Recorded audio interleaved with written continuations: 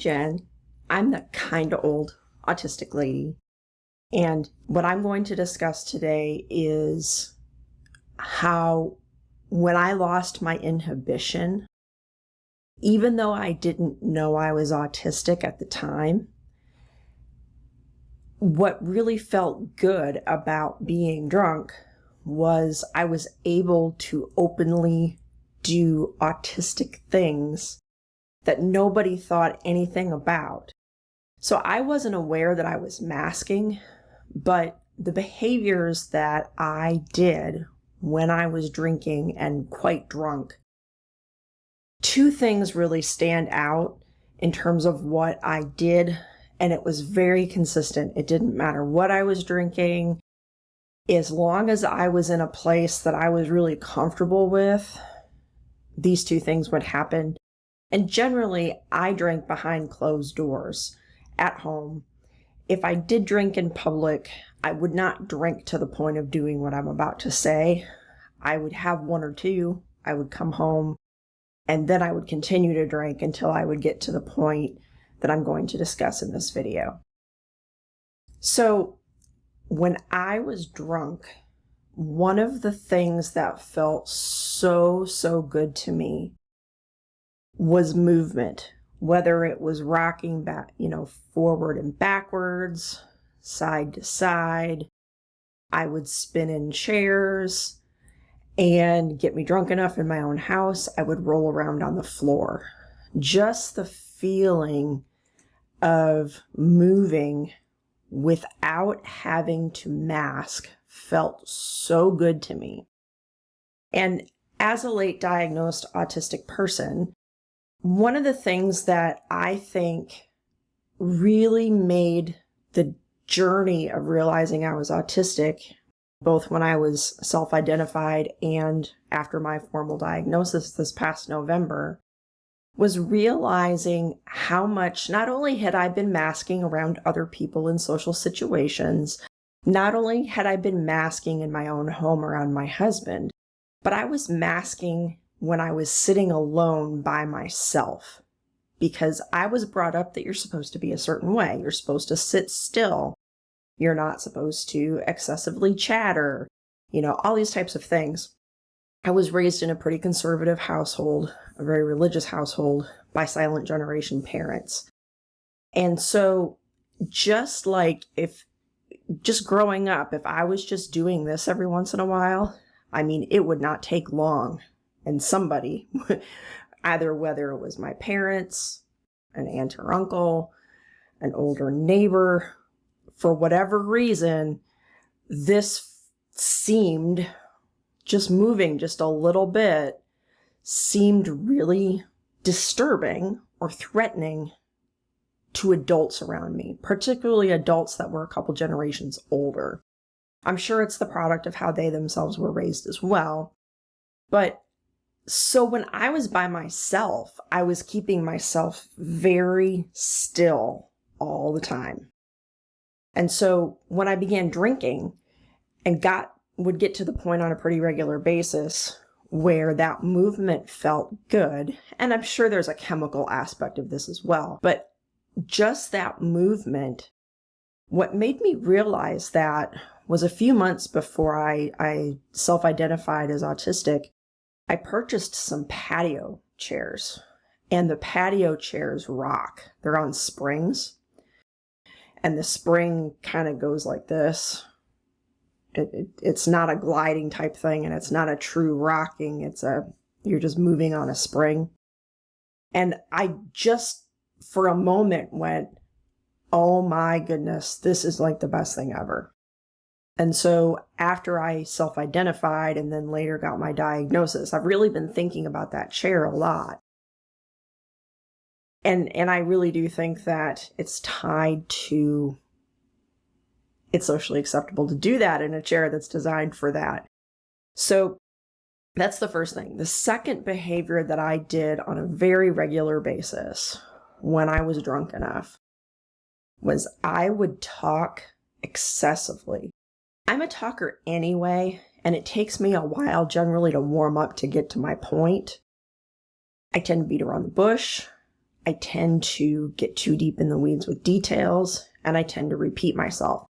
Many of these, I think, are tied to autism. However, when I was drinking, I would repeat myself endlessly for hours until my husband would finally just say, look, I gotta go to bed. Like, because he doesn't drink. He never has drank. So to him, it was like, okay, after a couple hours of this, this is getting pretty annoying. I want to go do my own thing, or I want to go to bed. And I would get offended in that drunk state. I would get offended. But in the few rare times in my life when I drank around other people in more social settings and would get to that point, it would seem like people were generally more accepting of it because I was drunk. And I think that's also common with happy drunks. But it makes me kind of mad in hindsight, because if that was just more socially acceptable to do, not endlessly, but to be free to just talk until the idea is finished spilling forth, then maybe I would have avoided a lot of shutdowns in my life, because I get overwhelmed when I cannot talk enough. That's something that the YouTube journey has really taught me, is my mental health has gotten a lot better now that I talk to the camera on a pretty regular basis, because the camera is not going to get annoyed. The camera is not going to care if I repeat things. And even if I don't repeat things, I need to hear it repeated. And what's really great about YouTube is that when I edit the videos, I listen to that audio multiple times just in the course of editing, but it means I'm also hearing it more than once. And so it's really great because, not everybody has enough time in all situations to sit there and talk and talk and talk. But there's a certain amount of processing that needs to come out of me that way in order to clear room in my mind to be able to deal with other things going on in my life. And so there are a ton of reasons that people drink, and other videos will explore those. But what I want to leave you with today is, if you relate to what I'm talking about addiction, or about being in any other situation, perhaps other than being around other autistic people, where just that ability to let go and relax and do what your body wants you to do, and if you had been masking completely alone prior to your autism journey, know that, at least from my perspective, you're not alone.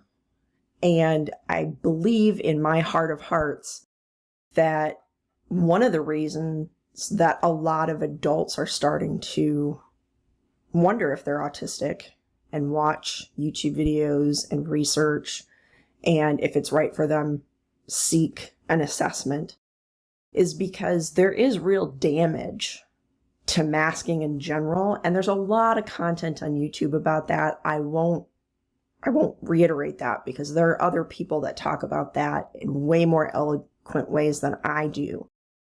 But the idea of masking when completely alone, that is not something I've heard a lot in terms of other content. And I'm sure it's out there and I've just not come across it. But know that you're not alone. And even if you're not a talkative person, if you're more talkative, if you are a speech-abled person, when under the influence of a substance, ask if that feels natural, if you're just by yourself, even in a sober state or in a clean state. I personally talk to myself all day long. I always have. I probably always will. And it may be a part of me being autistic, and it may be a learned behavior, but there is a comfort to me in those two things. of being free to move the way my body needs to move to regulate, but also for not only the act of speaking, the act of hearing myself, but the repetition. So I hope you're enjoying the content. If you are, like and subscribe, and thanks for watching.